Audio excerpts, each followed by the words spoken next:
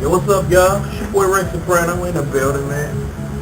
I want to welcome y'all, man, to a new segment I like to call 24 Hours Later. Now, seems to me that, this is special that I create a new segment just for a game that I've always wanted to play. And then 24 hours later, I have to tell you about it. So, let's get into it. We are, of course, talking about this game, the King of Fighters 12. Now, if you paid attention to the Dissidia review, you know what's coming. But, it's coming good. I feel the need to explain myself. I feel the need to say why, and I feel the need to get whatever's off my chest. So, I got another 10 minutes, so let's start. The King of Fighters 12. Now, y'all see the page, how many videos I have about the game, how highly I talk about it, things of that nature. I've learned a lesson that I always knew, that in most cases you don't get what you pay for. And even if you think you got what you paid for, you really don't. But hey, King of Fighters 12 unfortunately is the case. I can't tell y'all to go out here and go spend $60 on a game that I personally feel is incomplete. That this is more of King of Fighters, the beta test, than it is King of Fighters 12, you know what I'm saying? It's like, I feel personally that this time could have been better well spent on doing G.O.D 2, finishing up Regulation A2, or even giving this game more time to develop into what King of Fighters by the fan is usually expected to be like. Unfortunately, King of Fighters 12 is none of those things. That you get 22 characters, 5 time attack stages, 6 stages to choose from. But then on the same token, you have to understand that because I am covering this 24 hours later for a game that's not even technically been fully released to the public yet, everything's not 100% right. But I think I played enough of the single player to judge it, enough of the online to make a judgment decision but not say yes or no. King of Fighters 12 is a very beautiful game. Don't get me wrong. The new gameplay is very interesting, something that you have to learn in order to become better. The critical counter system is nice. I like it. I see a lot of smashing of it, and for a second, I got caught up into it too. Like, I want to land one because it looks fire when you land one. But that's not what you're there for. You're there to win fights. Critical counters happen, let them happen. If they don't, they don't. Don't go out mashing them because you'll get hurt quicker that way. Trust me. I'll say this. Again, right back to my original point that for $60, in the world we live in now, full of economic turmoil, people losing jobs, things of that nature, that if you had $60 and you want to go spend it on a game, I couldn't tell you to go buy that. I couldn't do it.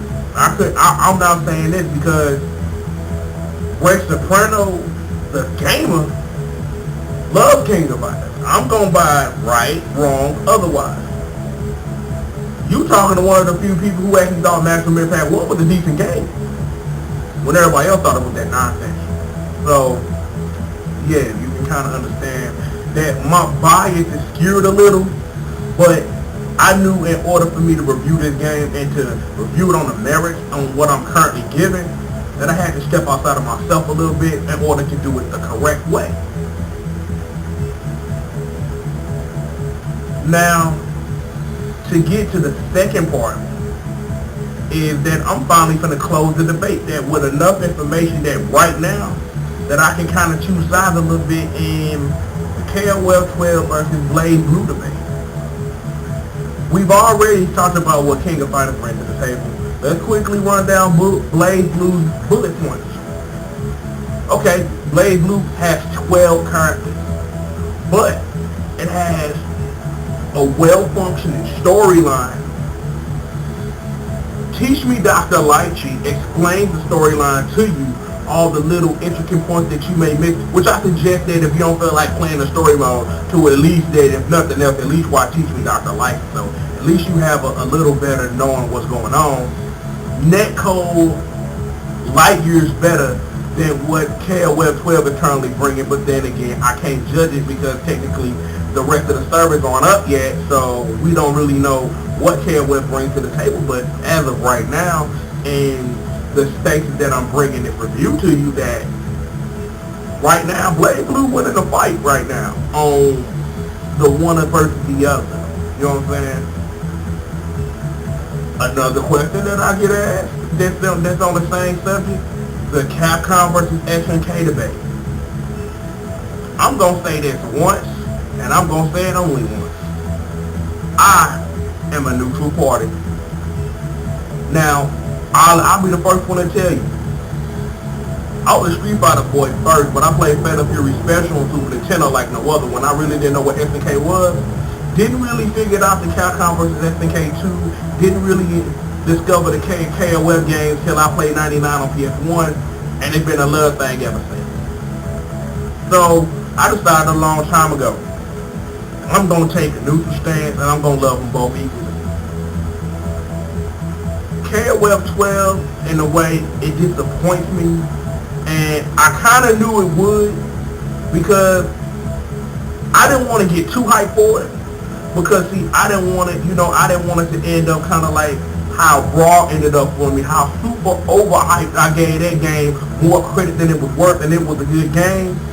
But when it didn't meet to my expectations, I kind of pissed a little bit. And I didn't want to do the same thing here, but I kind of knew coming in that because of the way the game was structured, the way the game functioned, that it wasn't going to be the same, and I respect that. I honestly wish they wouldn't have called it King of Fighters 12. That if they wanted to do a KOF 12, they should have just took the 11 sprites, HD'd them up a little bit, painted over them, do whatever you got to do, and then did KOF 12, did that, and just left a couple people to do that, to finish out the Tales of Ash, while they worked on KOF 13 or whatever this was.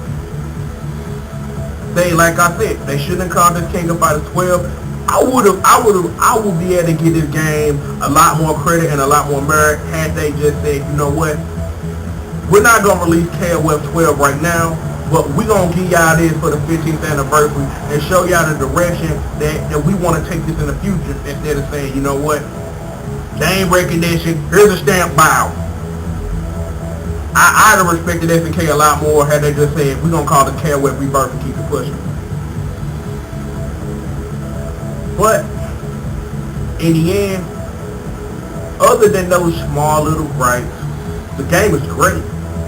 But then we go back to my main point, and the reason of me making this video is, I as in me, and me as in you, and you as in blah, I'm not going to tell you to go spend $60 on this and it's not worth $60. Now, it may drop down the price in a minute, maybe $20, $30, a $30, $40 price point for a game of this caliber. Yeah, I can roll with that. I can roll on that. But $60 for what's technically an incomplete game is wrong on so many levels. It just is. But I think that concludes episode 1, or 24 hours later. I'd like to thank you guys for tuning in. I appreciate everybody who subscribe, who watch, who comment, who hate, whatever. I appreciate y'all because I just don't do this for y'all. I do this for me. It's a nice way to express myself, creativity. You know what I'm saying? Like I got my creative juices flowing, which is why I turn on this camera, which is why I play those games before I review them, because I gotta have somewhere to put this energy. But other than that, man, I'm out of here.